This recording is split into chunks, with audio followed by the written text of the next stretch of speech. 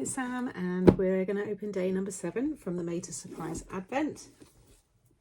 Once again, I have a good little rummage around, and it's number 7.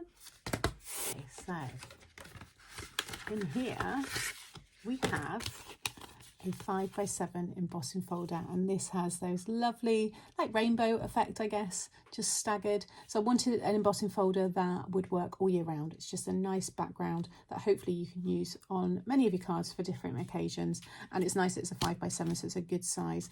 So now I'm going to flip the camera around and I'm going to make a nice card using the embossing folder. So again, this is that lovely 5x7 embossing folder. So what I'm going to do first of all is emboss this piece here, which is 4 3/4 by 6 3/4, and we're going to make a shaker card. So I just want to sit this kind of centered in the folder there so we get all that design on there. Okay, look at that. That is so cool on the mirrored card. It's got a very Art Deco look to it as well. It's going to be a perfect backdrop for this card. So I can stick this now to my card blank. So this is a piece of 10x7 that I scored at 5 inches along the long side to give me my 5x7 card blank. So I'm going to stick that down on there. And then what I've also done is cut this piece of 4 7/8 by 6 7/8 because I just wanted a thin red border. And then I've used this inverted scallop from the Creative Craft Products inverted scallop nestables, and it's the one that's closest to 4x6 in size, and I've just cut that one out. I've then added tape all around the back, and I'm going to use the Snowfall, this is the Hunky Dory Snowfall in acetate, to cover the back. So just trim it so it covers your aperture, because everyone's going to have a different aperture. You can also skip this part, and it doesn't have to be a shaker card. You could just have a kind of lifted frame and then decorate it how I'm going to show you, and stick the sprinkles down if you want. But I want to obviously have this all as a shaker, so I'm going to get all of those steps done. So that's all stuck on the card blank, and then I've stuck my acetate behind my frame, and I've just started to add some foam, but this foam's very thin, so I'm going to double it up because the sprinkles are actually quite thick.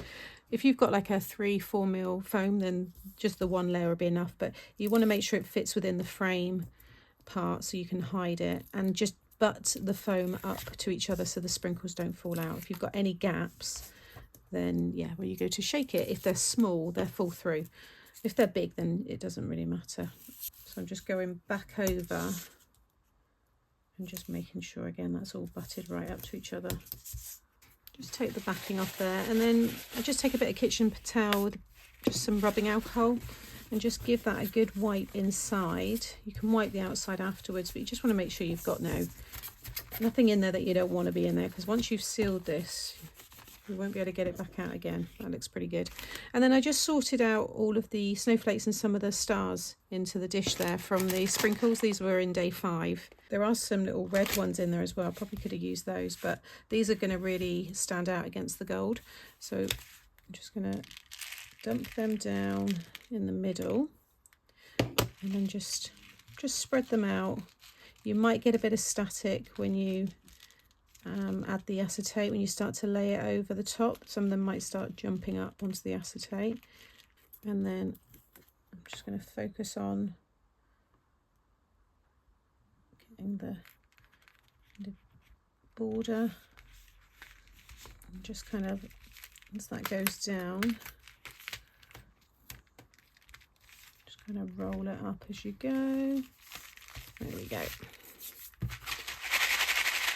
And then we got our shaker, which is perfect. And then to decorate it, I have my sentiment here, which is just going to sit just behind the little kind of scalloped detail there. Probably should have stuck that on before, but it's just, yeah, there you go, like so. So that's going to stick there. And then these are the images from day 1, the stamp set, and so was the sentiment, sorry. So have a sweet Christmas. And I thought I could just have them kind of staggered, so maybe one like that, and then something like that. So I'm going to get that all stuck down. And there's the finished card. Cute shaker card. You've got all your space inside to write your message. Just cut yourself a matte layer just to make the back a bit stronger, because you might find it could topple with the weight, although that's okay. Just an easy, quick way to use the embossing folder and also the sprinkles to make that nice shaker card. I just want to kind of bring all the elements together so you can make pretty cards. So I hope you've enjoyed day number 7, and I'll be back again tomorrow. Bye.